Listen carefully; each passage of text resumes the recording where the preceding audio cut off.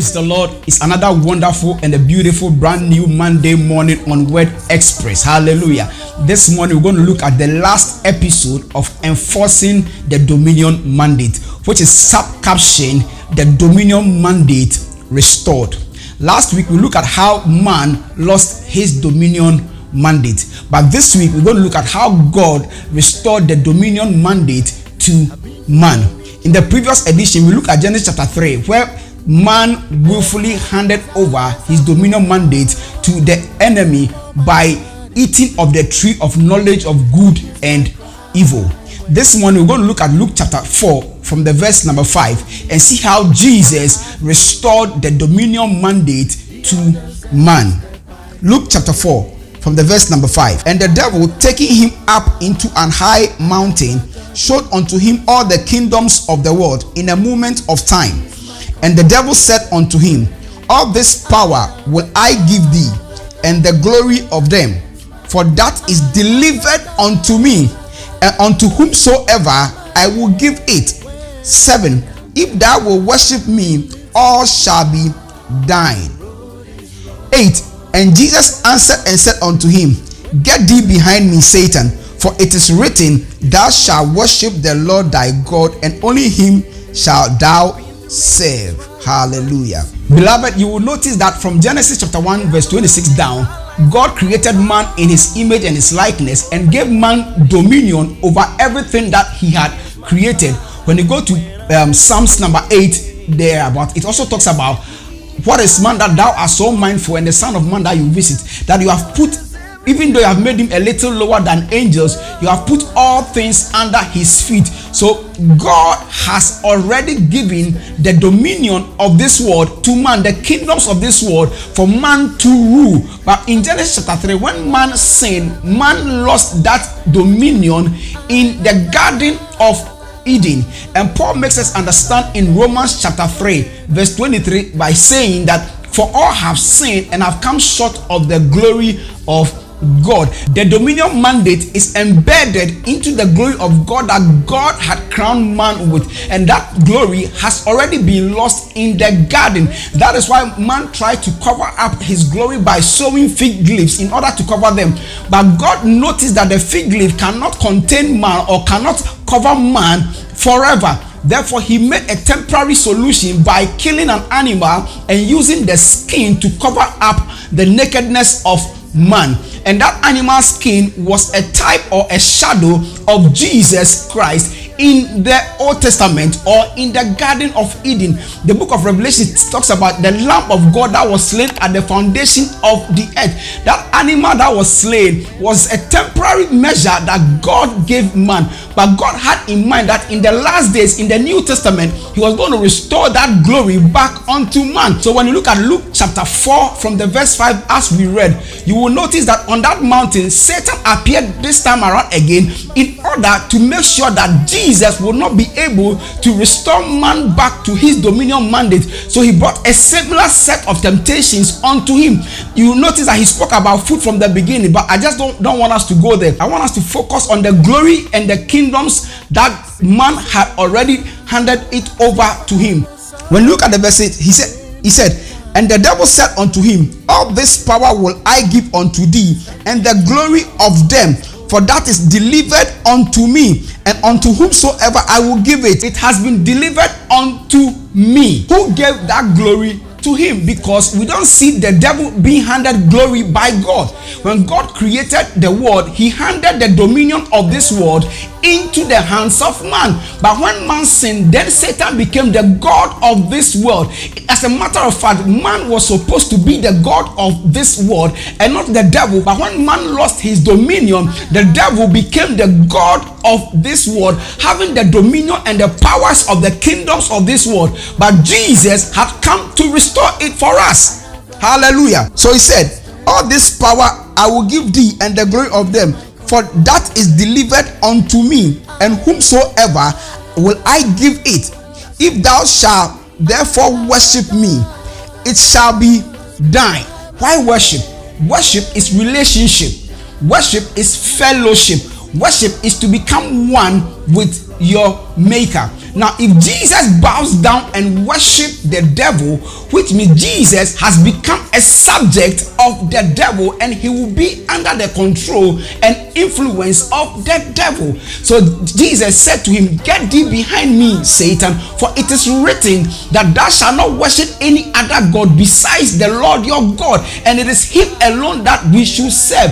Beloved, the moment we decide to worship Jesus, the moment we decide to worship God, we are connected to him, and then we begin to draw from him. We become like a branch of his vine. As long as the branch continues to remain in the vine, the branch will receive nourishment, the branch will receive ingredients that it needs to flourish. Hallelujah. Once we get connected to Jesus through our worship, then we can now become fruitful as God intended us to be. Then we can multiply just as God had planned for us to be. Not just only multiply, but we can also replenish and subdue, because we are connected to the vine. Jesus said, "I am the vine, and my Father is husbandman, and you are my branches. When you remain in me and I in you, then you will bear much more fruit," according to John chapter 15. So when you go to John chapter 15, Jesus reveals the essence of us being connected to him in worship. So the moment we worship our maker, the moment we worship God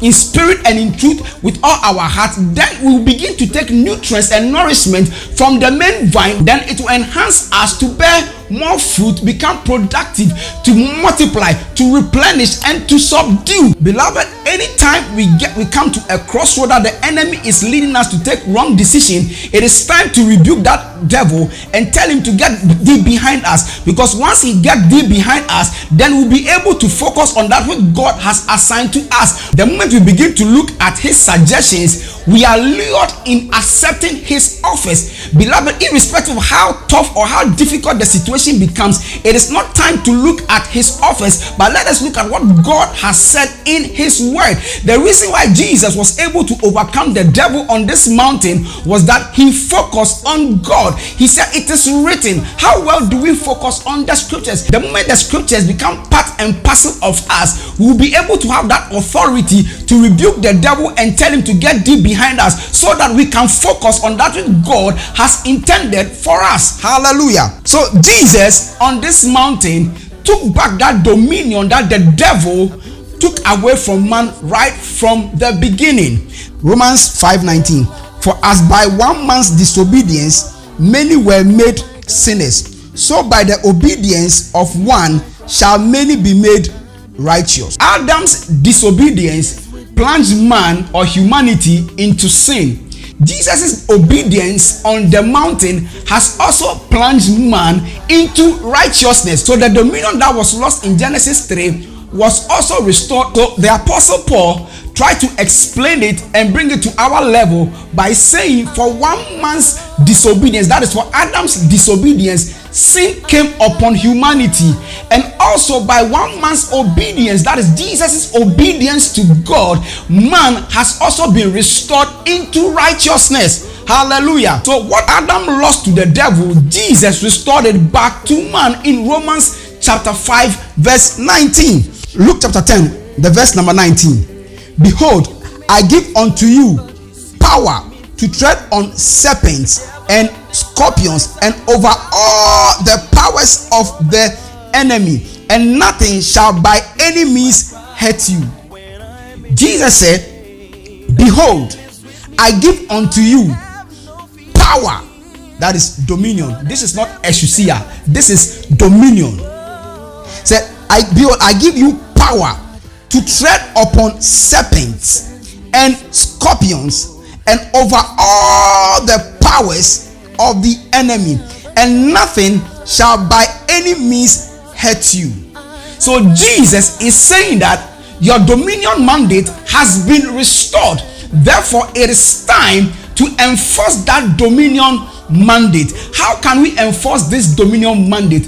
By our connection with Jesus Christ. When we accept Jesus as our Lord and personal Savior, then the victory that He wrought, we will be able to enforce that victory. So this time, it will no longer be our effort, but rather it is His effort. Now it is no longer our righteousness, but it is his righteousness that has been imputed unto us. Therefore, we are now being saved by grace through faith. So once we have faith in Jesus Christ, then we can enforce our dominion mandate. That is when we can say to ourselves that we ought to be fruitful, we ought to multiply, we ought to replenish, we ought to subdue everything that God has created. So in every sphere of our life, when we recognize the power of Jesus Christ, then we can be able to take over, we can be able to have dominion over that thing that surrounds us. Hallelujah. So with Jesus in our life, we can be fruitful in our marriages, we can be fruitful in our businesses, we can be fruitful in everything that concerns us. Not only being fruitful, but we can also multiply. Not just multiplication, but we can also replenish. Not only replenish it, but we can also subdue. And once we begin to subdue, there's no way that the enemy will be able to overcome us. There's no way that the enemy will be able to win. He may try, but he will never win until we give up. And once we are determined that we are not going to give up, but we keep on focusing on that which God has done for us, then we will win at all costs. Hallelujah. That is why Paul said, for we are more than conquerors. What shall separate us from the love of God? Once we are connected to Jesus, the love of God will be made visible in our life, and it will protect and preserve us in all form of adversity, and will still come out triumphantly and come out gloriously to the glory of God. Hallelujah. So Jesus is saying, behold, I give unto you power to tread upon scorpions and serpents, and over all the powers of the enemy, and nothing shall by any means hurt you. Beloved, how can we enforce this? We need to have faith in Jesus. We need to be connected to him. He needs to be the vine, that we can be a branch in his vine, in order for us to bear much fruit, according to John chapter 15. Beloved, we can do nothing of our own strength. Whatever we intend to do, we may succeed physically, but it will not have any eternal value when Jesus is out of place. Therefore, we must get connected to Jesus and let him help us. Let us depend on his righteousness. Let us depend on his achievement in order to enforce our dominion mandate. Now, in enforcing the dominion mandate, I said we need to get connected to Jesus. And once we get connected to him, the next thing we must do is to speak his word. Speak his word. Speaking his word to the situation is like quoting the Constitution and making it effect. When you go to court and your lawyer fails to quote a constitution to defend your case, there's no way you can win that case. A good lawyer knows the Constitution. Therefore, a good Christian ought to also know the Constitution of God, and that is his word. The moment we apply his word in every circumstance, then his victory will be enacted, and it's going to be our portion. But when we don't quote his word and quote our personal word, there's no way we can see any change, because our word holds no water. By strength shall no man prevail. Therefore, we need his strength in order to overcome that which the enemy has done. Hallelujah. So in enforcing our dominion mandate, we need to speak his word to the situation. Just as Jesus quoted the word to the devil, the same way that we also need to quote the word to the situation. When we speak to the situation, it is going to change. Hallelujah. Even though your doctors have declared that there's no way you can conceive, his word declares and tells us that none shall be barren in the land. Even though you are 45 years and still single, his word tells us that none shall lack her mate. It doesn't matter how old you are. Once you apply his word, then you're going to have effect. You're going to have dominion. You're going to dominate in that area that you find yourself wanting. Beloved, it is time to speak back his word to the situation. And once you speak back the word to the situation, there's going to be a change, there's going to be a transformation. Then you can overcome, because the Bible makes us understand that in all things we are more than conquerors. We don't have to go through that struggle again. Once we begin to enforce that word, our dominion mandate will be enforced, and we'll see that glory that we are anticipating. God bless you and keep you and strengthen you as you receive the power to overcome the devil and overcome all his powers, and God's glory will be made manifested and visible in your life. Hallelujah. Beloved, in closing, I want to give you an opportunity to accept Jesus as your Lord and personal Savior, so that your dominion mandate will be activated and enforced, and you will see the glory of God. You will see victories upon victories manifesting in your life. Now it is time to accept Jesus as your Lord and personal Savior. Pray this prayer after me.